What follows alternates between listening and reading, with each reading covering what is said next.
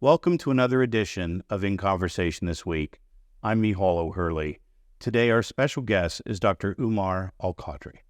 Dr. Al-Qadri is a community activist and a mom, a husband, a small business owner, and he's running for the European Parliament.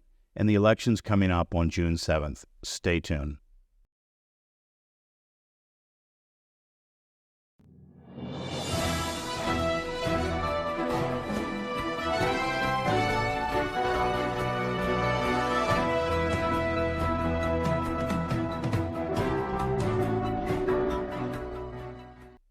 Welcome back.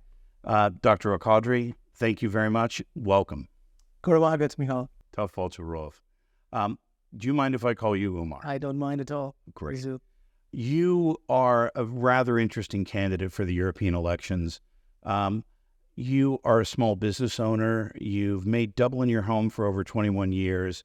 You grew up in Europe. I think you came when you were 2 years old. Am I correct about that? That's correct. So you're a European. You've lived in Dublin for over 21 years. You're a small business owner. You're an imam at a local mosque. What makes someone like you want to be an MEP? Well, that's a good question. Thank you for asking. First of all, yes, you're absolutely right. I grew up in the Netherlands. I was 2 years of age when I moved to the Netherlands with my mother. And we joined my father, who was obviously already working there. And he was one of the first imams in Den Haag, in the city of The Hague, Netherlands. And at the age of 21, I moved to Ireland. I made Ireland home 21 years ago. I've been embraced by the Céad Míle Fáilte. So I have seen and I have experienced the compassion, the kindness of the Irish people. But at the same time, I've also seen how Irish society, our society, has changed in the past 20 years. The last 2 years, there is unfortunately a very loud vocal voice of division. This prevalence of anti-migrant rhetoric is becoming more prevalent in the society, very vocal in the society. In fact, some of our parties in government are also starting to say things that they would never have said many years ago. And it's like they're actually agreeing with the far right, that they're agreeing with those that are creating division in the society. The Dublin riots that took place last year were a watershed moment for me. I have been, for the past 7 years, working with the EU institutions. And one of the biggest concerns I've heard throughout my engagements with EU officials is the rise of the far right, the rise of fascism, the rise of those values or those challenges that combat and are a threat to the core values of Europe. And of course, as you know, European values, core values are human rights, solidarity, and justice. And these are being undermined by the far right. So obviously, everybody has been very upset, very threatened by that. And we always thought that in Ireland, we were immune to hatred. We were immune to bigotry because we've always been very compassionate, very kind. But the reality is that extremist behavior, extremist rhetoric has somehow been imported in Ireland and has now become very prevalent in our political discourse. As I said, some of our parties are even engaging with it, are recognizing it, giving it legitimacy. And because of this, I thought that, I've been an advisor in various different EU institutions on a number of subjects, on a number of topics such as Islamophobia, anti-Semitism, social cohesion, human rights. And I thought that it's really time for me now to be on the table where policies are made. We must send a strong message, a message that we in Ireland actually not only recognize and accept diversity and inclusion, we actually are going to send a message that we're going to send an MEP that comes from an immigrant background, that is as a Muslim of faith, but stands for European values, values of human rights, values of democracy. And I think this is what really what really inspired me. And I want to be the voice of Dubliners, irrespective of their background, irrespective of their religion. So I'm not standing for the Muslim community only. I'm standing for every community, even those that do not have any faith. It doesn't matter whether someone is LGBT, someone is straight. I want to be the voice of all people because I strongly believe in a pluralist society. And this is why I'm standing. So for many people, it may be very strange, but it makes sense to me because I've always been a bridge builder. I've always been one that reaches out, and reaches out for dialogue, for reconciliation. And I thought this is the best thing to do right now amidst the controversies of division and hatred and bigotry. It's a difficult time to run. By all consensus, there's been 27 arson attacks on housing set aside for people living with temporary protection or asking for asylum. There's been assaults which resulted in the death of a young man simply because he wasn't speaking English. You mentioned the Dublin riots. We've seen along the canal the tents, people being harassed, the tents being put up, being taken down, people living on the streets. Migration is at the top of many people's list, and it's striking at the heart of Ireland's sense of social cohesion. Do you think that in these circumstances, in this context, Ireland is willing to elect an MEP who isn't white, Anglo-Saxon, Catholic or Protestant, someone to speak for Dubliners who wasn't born here? Is it time? It's a very good question. I think that decent Irish people do not agree with the arson attacks. Decent Irish people do not condone the violence towards migrants. Decent Irish people acknowledge the fact that it is migrants that have contributed largely to the Irish economy. 20% of people living in Ireland right now have been born outside the state, and these people are represented in various different sectors, crucial sectors for the Irish economy, whether this is the IT industry, hospitality industry, food industry, healthcare industry, or the construction industry. All of these industries are crucial for the Irish economy, which is the backbone of the society. And I think decent people acknowledge that. And these people definitely will send out a message to the far right, to those that want to divide our society, by saying there is no space for racism in Ireland. There is no space for bigotry. Yes, there are legitimate concerns when it comes to our resources. We have a housing crisis that has gone from bad to worse to a disaster under the current government. In fact, the past few governments. At the same time, we have a healthcare crisis that has been overlooked. We have so many challenges that we as a common Dubliner or a common citizen of Ireland are facing. And I think that somehow the anger of people is understandable, but that anger needs to be directed on the day of elections by making sure that people vote for change. That anger should not be directed at the migrants, at the immigrants that have not contributed to this, the challenges. At the same time, I think when it comes to the migration, we have to divide between the immigrants and between the asylum seekers. The immigrants are those people that have come through legal means to Ireland as skilled workers to contribute to the Irish economy, are paying taxes, are contributing to our economy, as I said. And then we have those that have, under the international obligations that Ireland has, we welcome people that want to seek refuge from war, from a disaster. And it is their right under international law to seek asylum and to be international protection applicants. But our concern or our issue is that our system of asylum is completely broken. It needs to be reformed. At the moment, as we speak, Miceál, we have 21,000 people waiting for their applications to be processed. We are hugely understaffed. At the same time, we have no resources. We have exhausted all our resources. And amidst this, we have a situation where our neighbor Britain has implemented the Rwanda, or is trying to implement the Rwanda policy. The Rwanda policy has now increased this problem here, that many of the asylum seekers that were in England for many years have now turned to Ireland, are now coming to Ireland through the north. And we, of course, with our historic situation, we cannot have a border in the north. That's absolutely out of question. So I'm calling for that we need to think about a fit-to-purpose policy that will deal with the asylum crisis that we have, with the migrant crisis that we have. And in order to do so, we need to actually have dialogue with Britain. We need to say that first and foremost, let's have an Irish border on the sea. We already have it for goods. We already have it for other things. Let's have it for people as well, to make sure that people, when they enter the north, they enter with their passports. At the same time, we have to send out a strong message to the EU, I think. We in Ireland are in a unique situation. Geographically speaking alone, we are completely different. This is also why we're not part of the Schengen Agreement, because we are next to the UK, and it doesn't make sense for us to be part of the Schengen Agreement. So we opted out for that. So I think as Ireland, we need to opt out of the Migration Pact. And the reason for that is because I think we need to have our own fit-to-purpose policy. We need to also ensure our own sovereignty. And amidst all of this, we need to send a strong message that we are not against immigrants. We're not against refugees. We're all for welcoming refugees, but we need to ensure that we look at our resources. And who better to say this than an immigrant himself? Who better to say this on behalf of the Irish people that has been warmly embraced by the Irish people? So I think the Irish people should choose me for this very reason. One of the first books I wrote was about the Irish experience in New York, largely flowing from the experience of Angkor Timor, the Great Hunger. There was a period where the Irish were hated because they had a different language, a different culture, a different religion. And then they became useful. They built railroads, they built buildings, they fought in the American Civil War. And while they were useful, that didn't mean that they were made to feel included.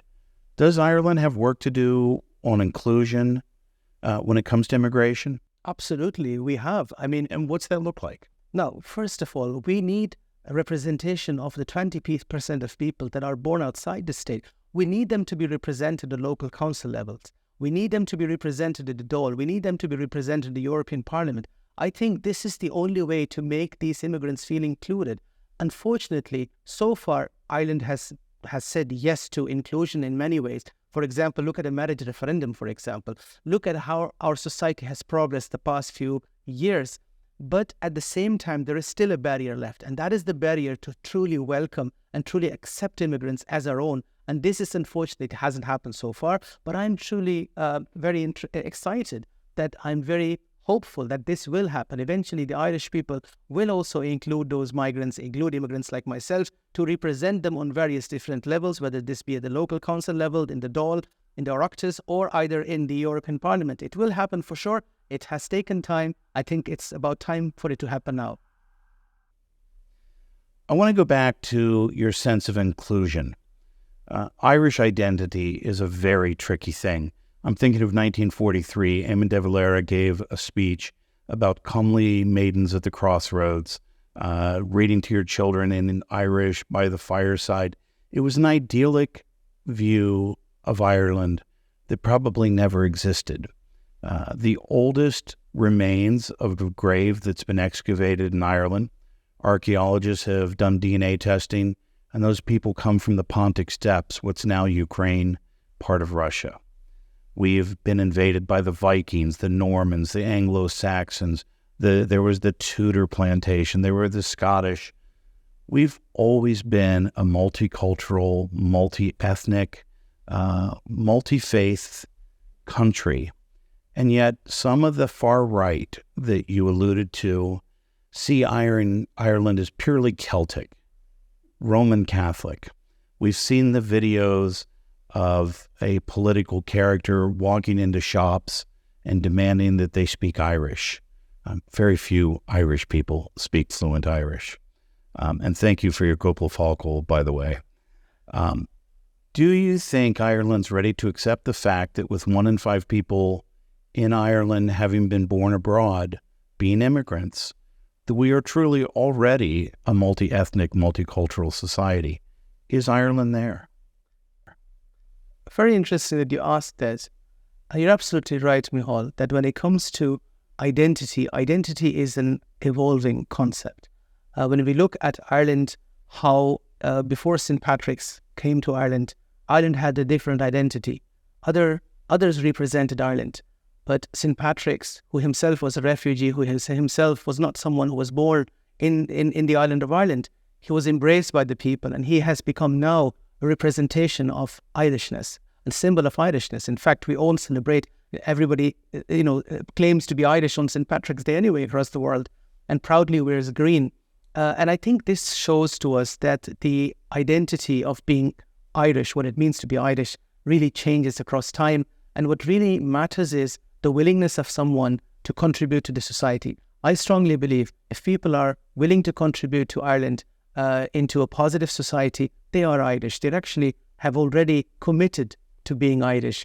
At the same time, I think that we definitely need to think about making sure that we include those people that are not born in the state in the state of Ireland, in the island of Ireland, to make them feel really included. And one way, as I said, of doing so is to give them the representation, give them the honor of representing Ireland at different levels. One of the things that I've been concerned about over the last number of years is that people are willing to focus all of their woes on the immigrant community. For example, housing.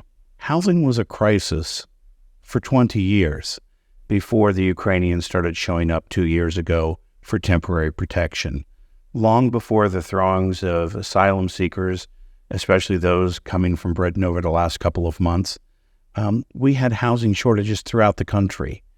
Why do you think there's such focus on naming immigrants as the cause of Ireland's problems, as opposed to looking at the contributions that immigrants have and can make to our society?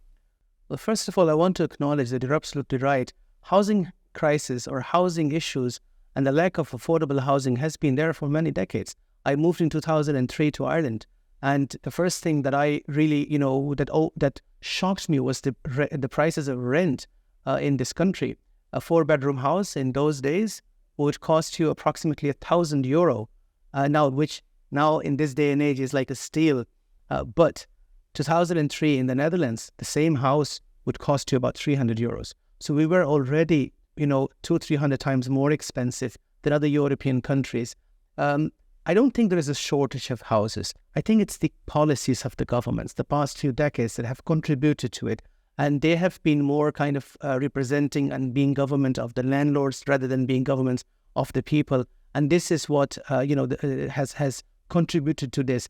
But at the same time, I strongly believe that the reason why people are scapegoating migrants, scapegoating refugees for this, is because that's the easiest thing to do. It's because people forget that this issue has been there for 2 decades. It's the government policies which have created this chaos, created the failures. And this is the reason why we have a housing crisis, because of the lack of policies, good policies by the government.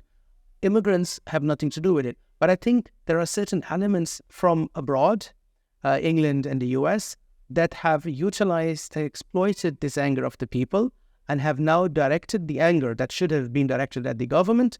It's now being directed at the migrants and at the asylum seekers. And they're doing so deliberately to cause division in our society. My researchers have taken a look at several of your posts on Twitter, X, if you will. A lot of the avatars that are supposedly named for Irish people, their IP addresses are actually traced to Bulgaria, to Belarus, and to Russia. About 2/3 of all the negative comments on your post originate outside of the state from that region. Another third of the remaining people, they originate from the UK. Why do you think outside influences are attacking Ireland's social cohesion? Is it about you? Is it about immigrants? Or is it about attacking the European experiment in democracy? I think it's more to do with attacking the European experience of democracy, of inclusion and diversity. And Ireland has sent a strong message in the past few years of acceptance of diversity and inclusion. And I think that is a threat to certain people. Certain people do not want to see Europe being progressing, Europe being very democratic, upholding human rights. It is in their benefit, in their interests, to see division in the European society. And Ireland has been the most wonderful when it comes to how to treat minorities, when it comes to how to deal with Muslims.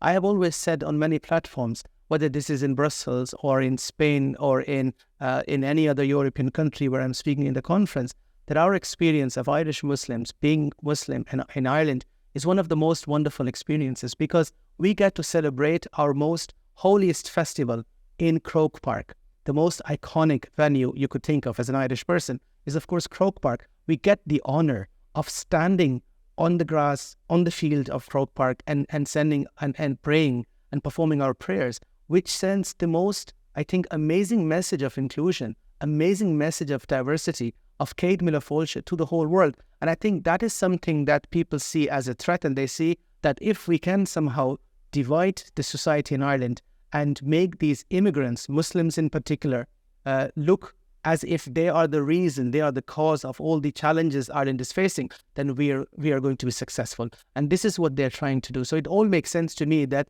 the majority of the comments that are negative, of course, are all coming from abroad. It is because they want division in Ireland. And I think people that are based in Ireland really need to review that, really need to rethink that, what they're reading online, particularly on platforms such as X, they need to authenticate, they need to verify the information, because a lot of information out there, even about myself, is misleading, is false, and it's copy-paste. It's like edited videos of mine with AI used and then posted as if I am one that is creating division. I have been always very, very vocal against Islamist extremism, against terrorism in the name of Islam, in the name of any religion for that matter. But I am, by these people that are abroad, with their IP addresses abroad, I am being painted as the person that is somehow going to create terror in Ireland. You talked about the acceptance of the Islamic community here in Ireland. Does that mean that Ireland is ready to elect a Muslim to high office? Ireland has elected a person who was gay to the highest office in the country as a Taoiseach of the country.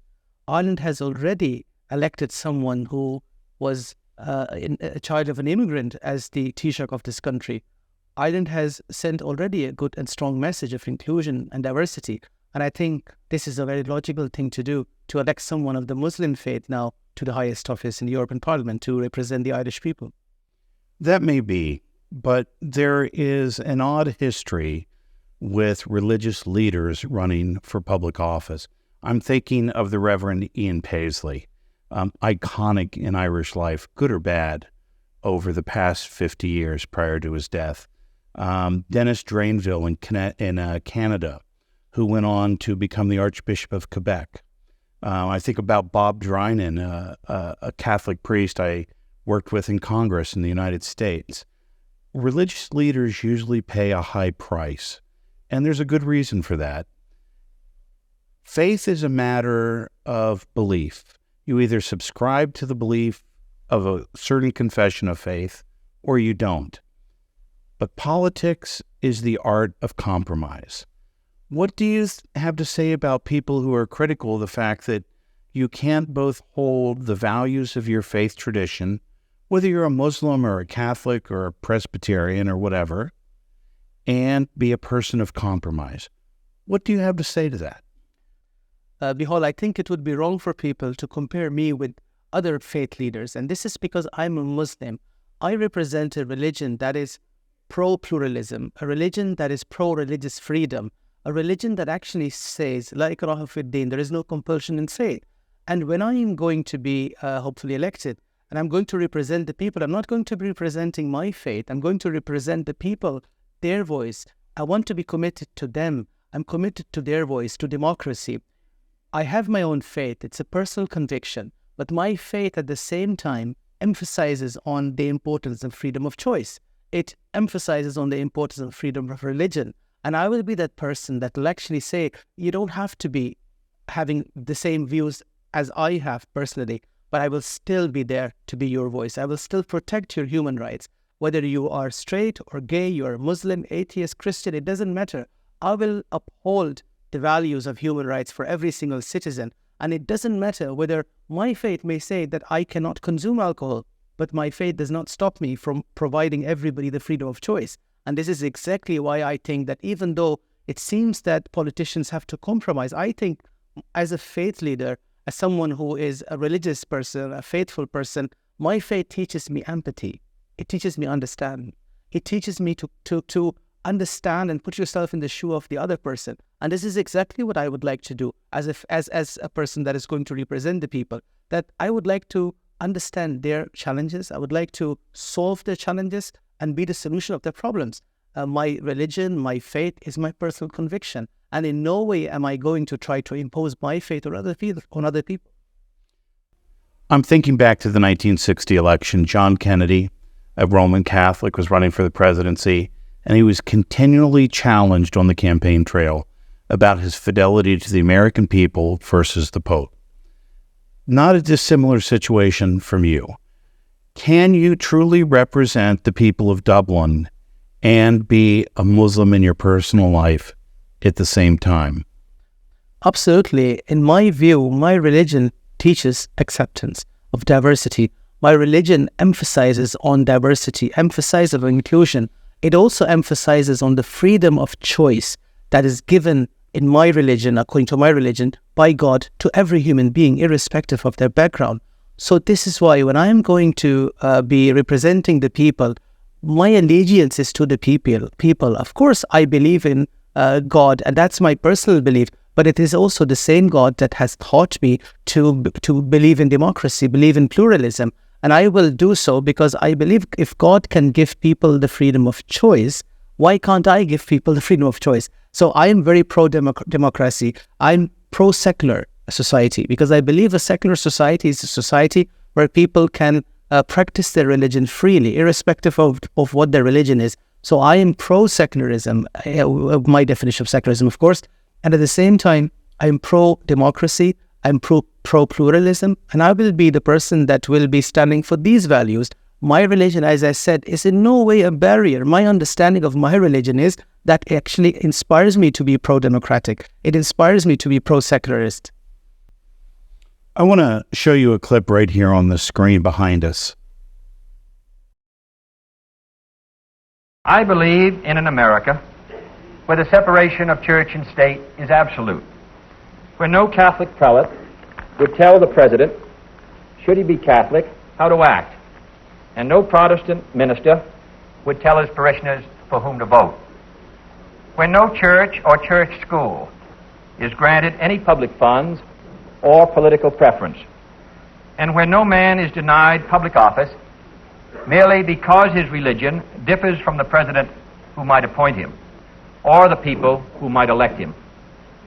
I believe in an America that is officially neither Catholic, Protestant, nor Jewish, where no public official either requests or accepts instructions on public policy from the Pope, the National Council of Churches, or any other ecclesiastical source, where no religious body seeks to impose its will, directly or indirectly, upon the general populace or the public acts of its officials, and where religious liberty is so indivisible that an act against one church is treated as an act against all.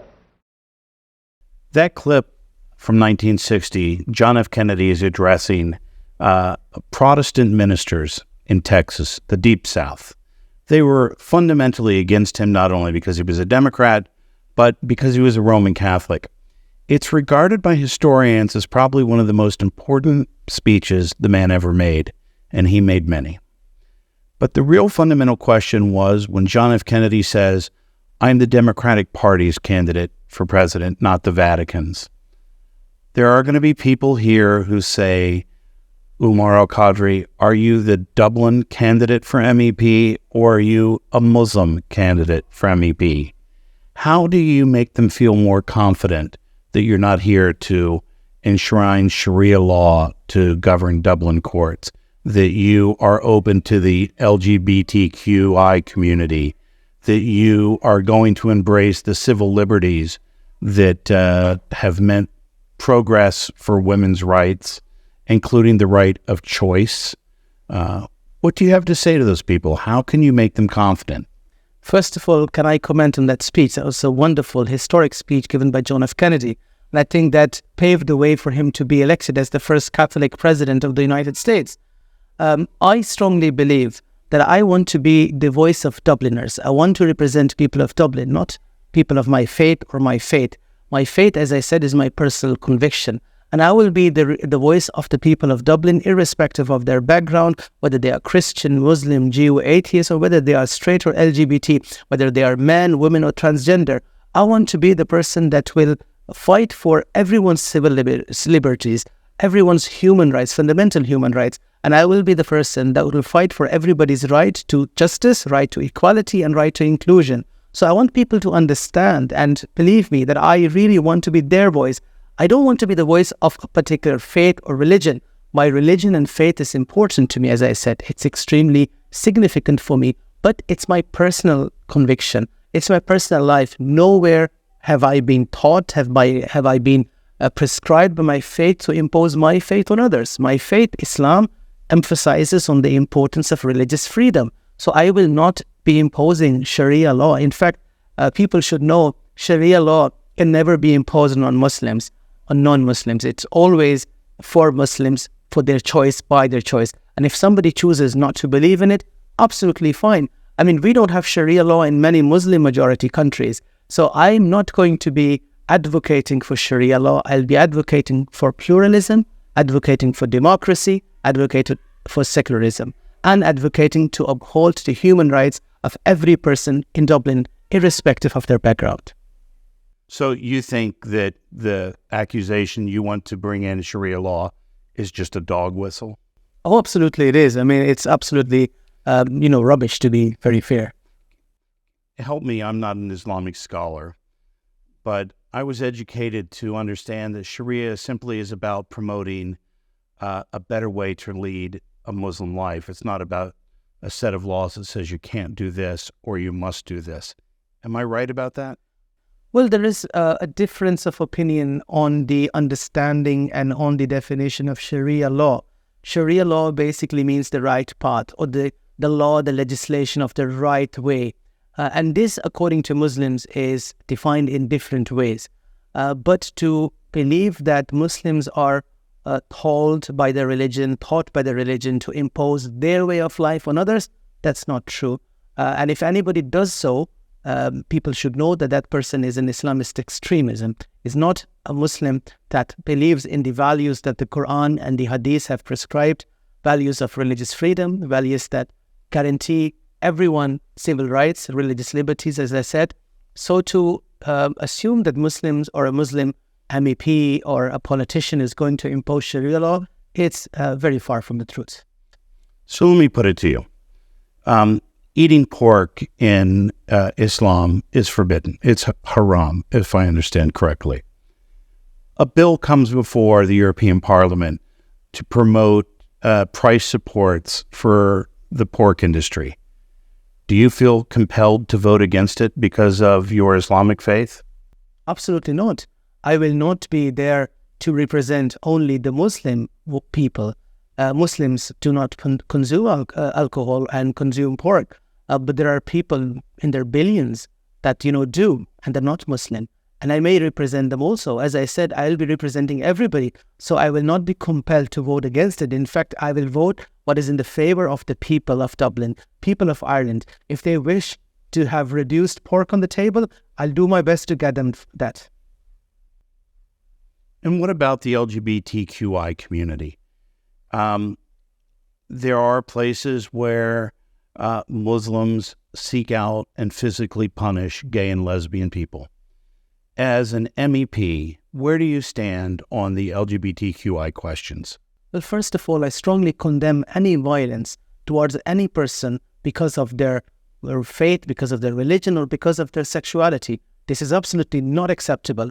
A few years ago in Sligo, 2 horrific murders took place that were committed by a person that claimed to be a Muslim. I, as a Muslim leader, faith leader, went outside the Dáil to stand in the vigil in solidarity with the LGBT community, because I strongly believe that it is not acceptable for anybody to be treated differently, let alone to be killed because of who they are, because of their sexuality. So I completely oppose that and completely condemn that.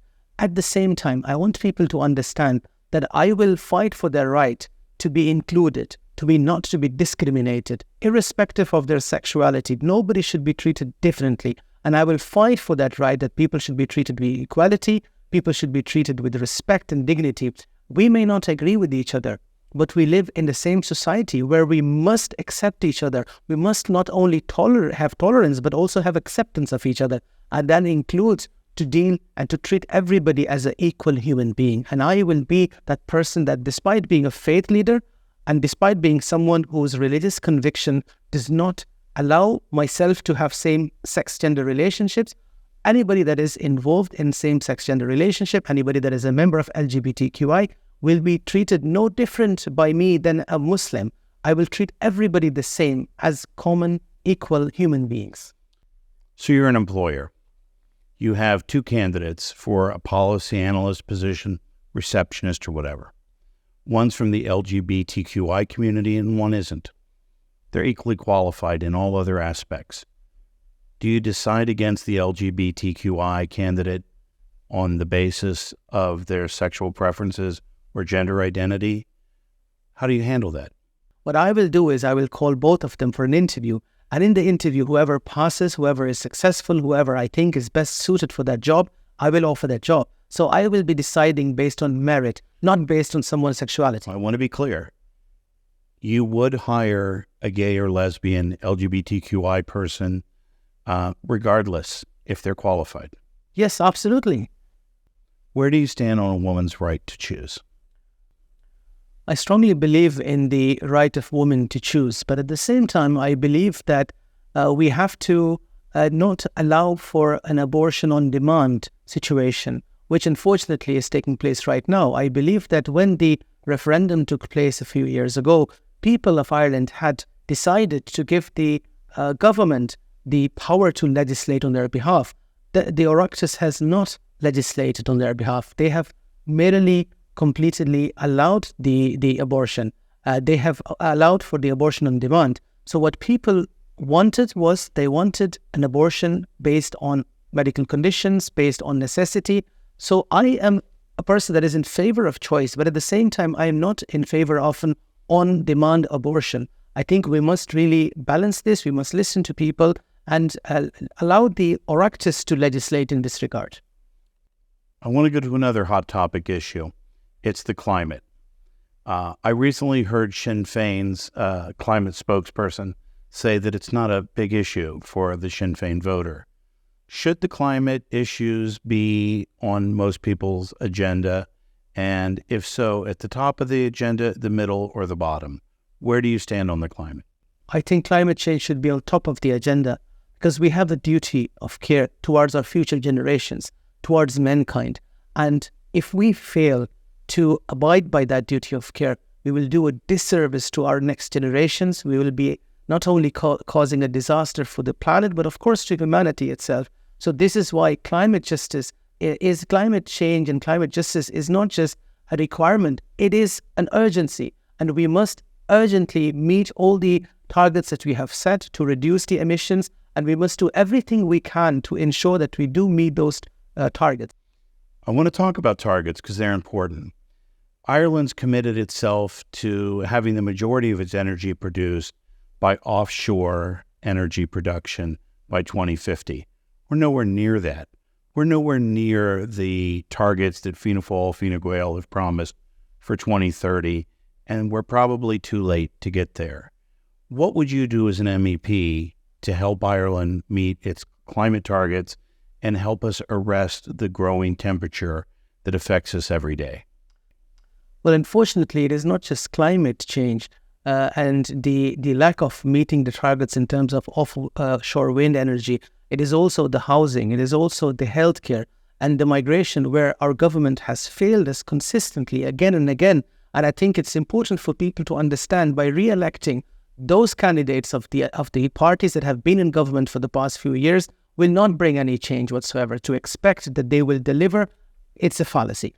At the same time, I strongly believe that I, as an MEP, will advocate and will insist for the EBI, for the European Bank, to ensure that they invest more into Ireland. And also, I will call for more investment from abroad, especially the Middle East, especially countries that have a large capacity, and they would want to invest in this. We in Ireland lack the resources. We also, most importantly, lack the vision and the willingness. And if there is willingness, I'm sure that we can meet those targets. You've talked about how Ireland consistently misses its targets, whether it's housing, healthcare, climate, you name it. Why would an independent MEP do better than someone from the historic Civil War era parties that have reigned over Irish politics, certainly for the last 20 years, but mostly for the last 100? Because an independent candidate will be impartial, will not be aligned with the parties that are governing in Ireland and are the reason for the failures of these policies, or the reason for the disasters that we have in housing and healthcare and other areas. So I will not be the person that will be thinking what is in the benefit of my party back home. No, I will do what is in the benefit of the people of Dublin, what is in the benefit of the people of Ireland. I'm not aligned with any party. My alignment will be with the people of Ireland, with the people of Dublin. So this is why I think as an independent, my voice is going to be stronger than the voice of those that are representing their parties and not really representing the people of Dublin. Ireland has a history of electing independents and only afterwards discovering that their values do not represent the majority of the Irish people. We have a couple of MEPs who side with every government that is sanctioned by the United Nations, whose human rights records are repugnant to Irish values, and yet they were elected and they continue to serve. What would you say to those people who are concerned that by electing you as an independent without a background in politics, you may end up being just as much a disaster or betraying Irish values just as much as those people did when they became MEPs? My allegiance is with the people of Ireland, is with the Irish nation, with the Irish state. That is where my first and foremost allegiance is. Secondly, my allegiance is with Europe. I strongly believe in a European peace project. I grew up in the Netherlands, as I said. And in the Netherlands, I grew up with the values of Europe, the core values of democracy, human rights, justice, and equality. And I want to ensure that this is being upheld because I believe when it comes to human rights, yes, we're not perfect. But when we compare with the rest of the world, we are in the best state. We are having human rights being upheld in Europe like no other part of the world. And this is why I believe that we must fight for this. We must fight for the same freedoms, for the freedom of democracy, freedom of human rights within Europe and within Ireland. And I will be the person that will be there whose alignment and whose allegiance is with European values, is with the Irish people, the Irish citizens. And this is why I think even though I'm an independent, I am going to be the person that's going to be the voice of the people of Ireland. We come from a state with a conflicted history. And yet, Ireland was one of the first democratic countries in the West to ensure that women had the right to vote, long before American women had the right to vote. Ireland has been a proponent and a participator in peace as UN peacekeeping participants all over the globe, and we're widely praised for that. What will you do to ensure that this kind of European values, which are also Irish values, are upheld? Will you suggest that Ireland join NATO? Well, first of all, I want to emphasize that I completely agree with you that we are in an absolutely amazing country, a country that has shown the world what it means to be compassionate, what it means to be a person of empathy, what it means to be a person of understanding. And we have shown the world that despite having a conflict of our own, we can show that peace and reconciliation is possible. We have done so in the North. And I think this is why the Irish people and an Irish MEP is in the best position to fight for that, fight for peace and reconciliation and advocate for this in Europe. Well, when right now we are seeing a situation where the President Ursula von der Leyen would like Europe to go from its peace project towards militarization, I strongly believe that we must emphasize and echo the call for peace, the call for reconciliation. Yes, absolutely. We must also defend our borders. We must also invest in our defense forces. We must invest, especially as a country, Ireland. We have for far too long neglected our defense forces. They deserve better wages, better housing, better incentives to stay on the force. And I think we have completely ignored them. And this is why there is no incentive for young people to join the defense forces. When we look at our defense forces and the budget they have, it's nowhere near to other countries. And I think we must increase that to at least that level where other neutral European countries have their defense budget. At the same time, I also want to emphasize that we must also equip ourselves with the best defense in terms of cybersecurity, because this is the threat. The modern threat is coming through cyber attacks. And we, a country that relies so heavily on IT, on the IT sector, where most of the multinational companies of the IT world are based in Dublin, based in Ireland, and 150,000 people are employed in the IT sector alone, I think it's important for us to defend that. So increase our defense budget, is my priority as an MEP, and I will be calling that to our government. Are you concerned at all that modernizing the Irish Defence Forces and equipping a modern cyber defense might be a backdoor towards taking Ireland away from neutrality and towards alignment with NATO? Absolutely not. I think it's very important for us to maintain our military neutrality. This is exactly the reason why we are in a position to leverage that as the peace builder, as the bridge builder. And I think it's so important that we maintain this position and maintain our neutrality, that we can show the world that you don't have to pick a side. You can be a neutral power, a neutral state that will call for peace and reconciliation.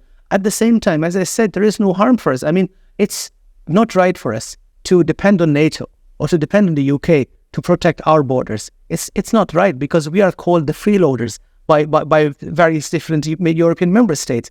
And when we have the resources, when we have a surplus of budget, it makes sense for us to actually invest in our own very security and our own defense forces.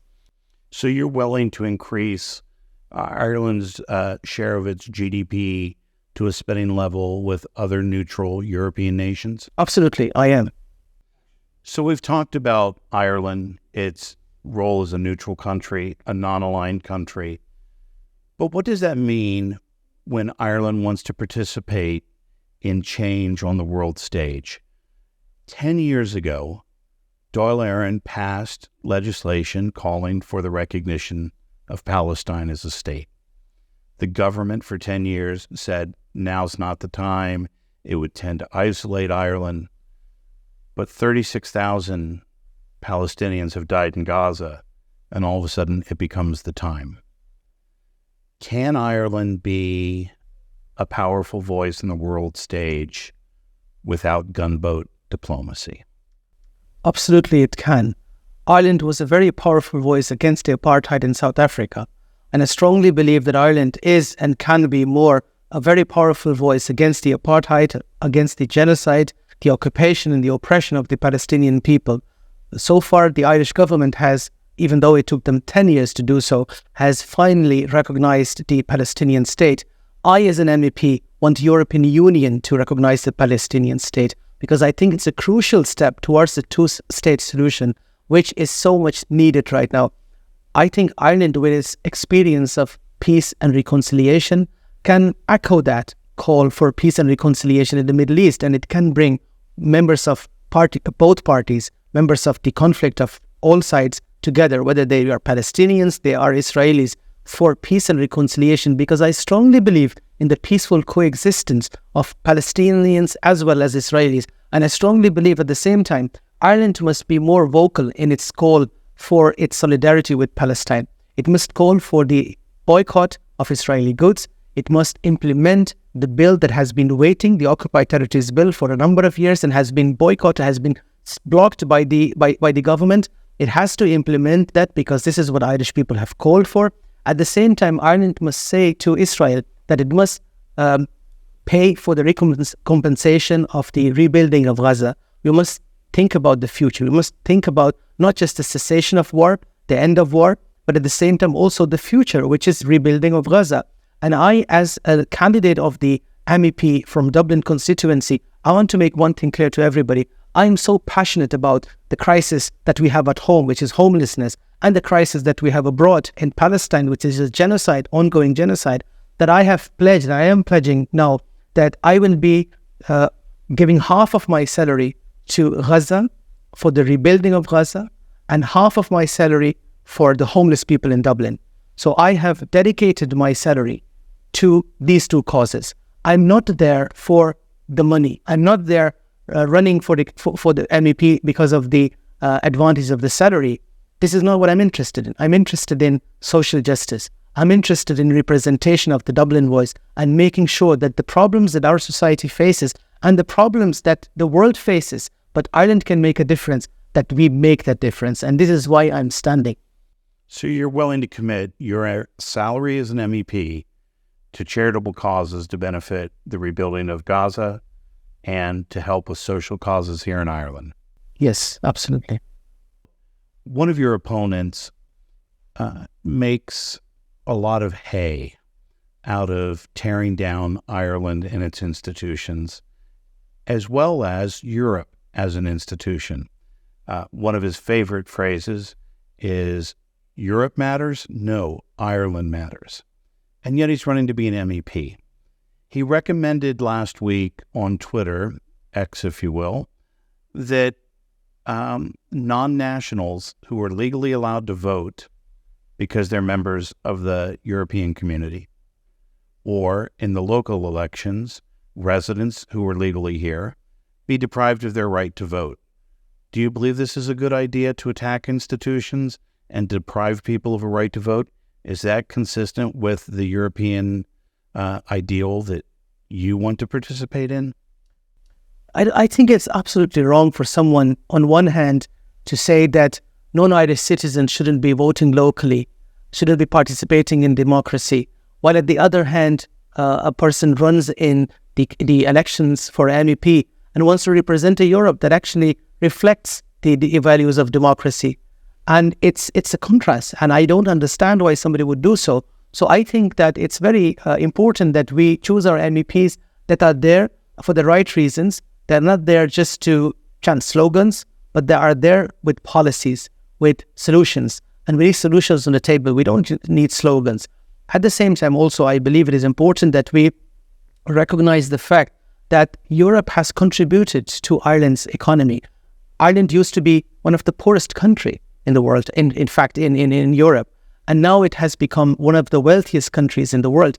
And would it not have been because of the support of the European Union, would never have been there. So I think it's important that we recognize that Europe matters. Europe has always mattered for us. And we should not show the back door to Europe. We should not turn our backs towards Europe, because Europe made the difference for us, and we can make the difference to ensure that Europe remains a peace project. Europe remains a project of democracy, human rights, solidarity, and equality. And that is why I am running as an MEP. All those people, that individual that you're referring to, want to jeopardize the whole European peace project. And this is what they want to do. They want to get rid of democracy. They want to get rid of the institutions because they don't believe in them. My question is, why are you running then? Why are you running for Europe if you don't believe in Europe? Umar, I always give candidates an opportunity. Look at the camera, tell the people, what would you like them to do on June 7th? I want people to remember that I am the only immigrant candidate among all the MEP candidates. I've been here 21 years. I proudly call Ireland my home. And I have contributed to the Irish economy like most immigrants do. At the moment, there is a divisive rhetoric, a rhetoric against migrants, scapegoating us and scapegoating communities that are minorities. And there is a prevalence of divisive rhetoric. I want you as a Dubliner to say no to racism, no to hatred, no to bigotry. And you can do so by voting for Umar Al-Qadri. Vote number 1 for me. If you cannot give me your first preference because of your loyalty to your political party, to the party that you're affiliated with, that's fine. Give them your first preference. But please put me on the ballot paper. Give me your second preference. Give me your third preference. So make sure that we send out a strong message to the far right, a strong message to those that are trying to undermine our institutions, undermine democracy, and undermine our beautiful society that we live in. Umar, thank you for participating today. I appreciate it. I also appreciate you answering some very difficult questions and doing so thoughtfully. I can only wish you luck in the upcoming election, and I thank you for your time. Cormac and Miceál. That was Lodge Roll. I'm Miceál O'Hurley, and we've been speaking with Umar Al-Qadri. I want to thank him for his time. He gives some thoughtful answers. Whether he gets your vote or not is yet to be determined, but he did answer them fully, and he didn't run away from any of the questions that I asked. But at the heart of these questions is really the question of who is Ireland, who do we want to be, who are we, and where are we heading? There are anti-institutional candidates who tear down Irish institutions and European institutions at every opportunity. They offer glib slogans in exchange for real policy. Will they get your vote? We have candidates who have promised more and more and more of the same and missed every target that they've set for the last 20 or further years. Will they get your vote? Or are independent candidates like Umar Al-Qadri the people that will get your vote because they've promised to listen to your views and attempt to solve them in your best interest? We won't know till after June 7th, but the real question will be answered then. What kind of Europe will we have, and what kind of local election results will change Ireland for the better? We can only wait and see. These are difficult times. For the first time in our history, the Gardaí are monitoring far-right extremism and how it affects our democratic process. I spoke about how cyber interference, misinformation, and disinformation are targeted at disrupting Irish politics and Irish social cohesion. These are real issues. We hope you will turn out to the polls and use your franchise wisely. Thank you for joining us on In Conversation this week. I'm Miceál Al-Qadri. Take care.